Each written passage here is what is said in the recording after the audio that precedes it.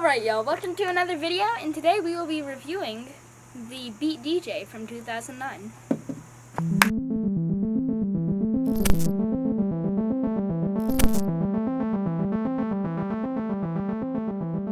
Okay, so today I actually plan to make a video of the Apple Watch Series 6 compared to some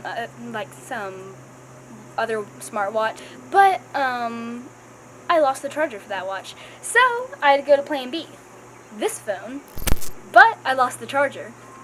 Then I found it, but I thought that this phone would be much more interesting. This is the 2009 Beat DJ, and, well, just look at the shape.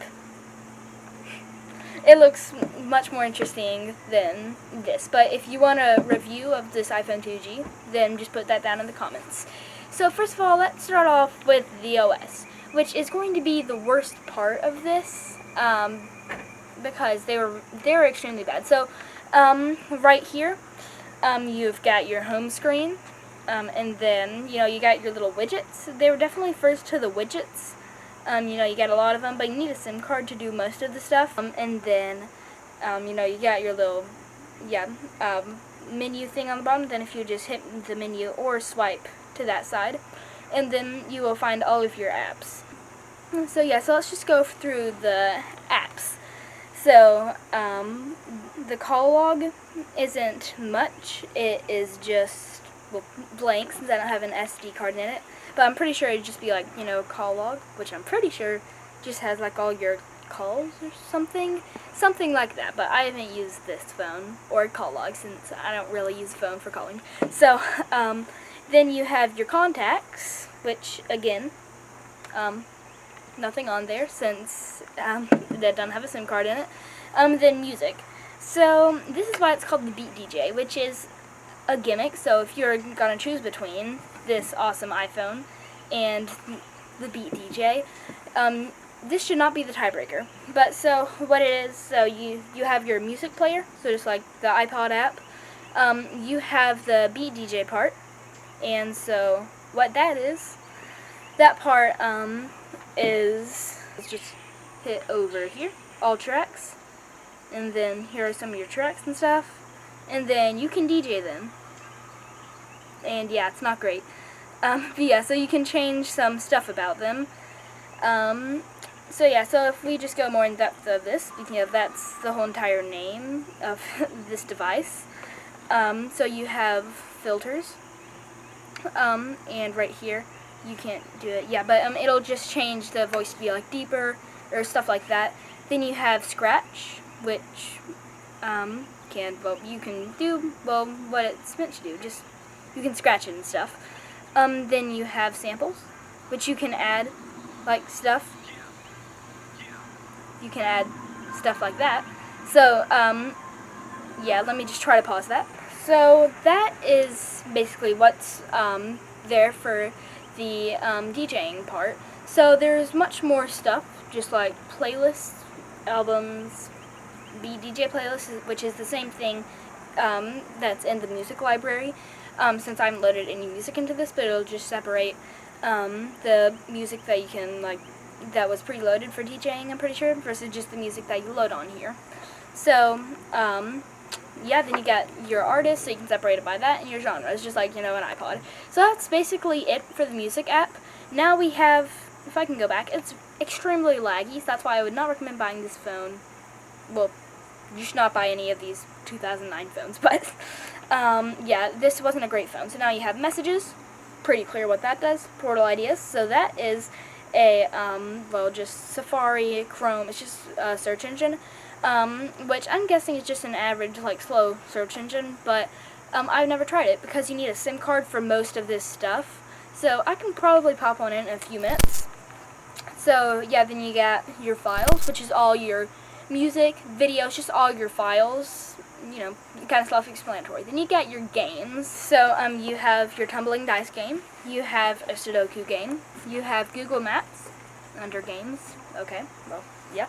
And then you got Photo Puzzle, and then you also got Asphalt for Elite Racing. Those are mainly your games, and the only one to note about, because they're all not really great. You can download more games if you had a SIM card, which I don't. So, yes, that's what you could do. You can download more games. But those are the preloaded games, I guess including Google Maps. And then if we go out, then we get to camera. And, let's click to a little camera sample right now. So, here is the camera. We've improved in the past 11 years. Sorry, 12 years now. Yeah, so, we've improved. As you can see, this is quite awful.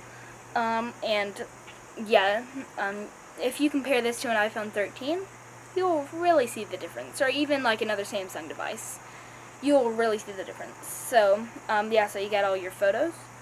And this, can it record videos? Let's see, I'll put a little chat thing right here. If it can do videos, right here, we'll answer it. So after the camera, you got your photos library. Just shows your photos, self-explanatory. Then your applications. This is where most of the stuff that you'd probably use is. So you get communities. Don't know what that does. FM radio. So just a radio, which I'm pretty sure, you need headphones. Then you got your alarm. And yeah, just alarms. You got your calendar. You can, create stuff in your calendar. You got a voice recorder, and you got Bluetooth.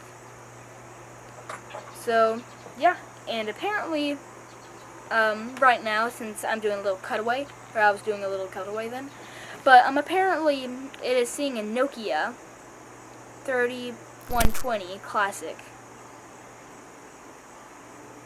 Weird. Okay, so those are mainly for the applications. Then we got the SIM thing, which service is unavailable. So I don't know what that does. Again, you can just comment this in the comments. So yeah, and then you get settings, which has just all your settings.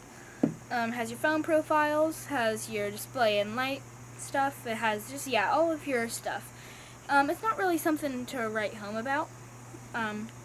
So, yeah, but let's look at the memory status. Okay, yeah, so I was just gonna see if I could see how much memory it has. So that's mainly it for the apps. So now let's get on to what it really excels at.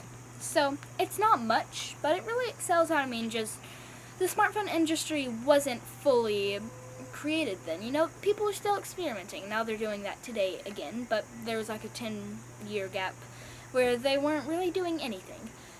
So this was before that, and before we knew the candy bar shape was really the best, we had these things. We had some round stuff, we had some square stuff, we had some rectangular stuff, well, a lot of those. So yeah, I just really like that they experimented. So yeah, so that's where they really excel in, but where else? Well, there's also widgets. So though they're not great, for the time, if you were on an iPhone, you had no widgets, and for the past more than a few years, you didn't have any widgets. So yeah, they have some widgets, which is pretty nice right here. Yeah, you got some widgets that you can just drag on. So that's pretty nice, but other than that, it doesn't really excel in much.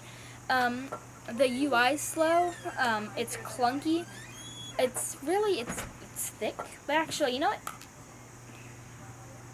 It's actually thinner than the original iPhone, but there's a big gap.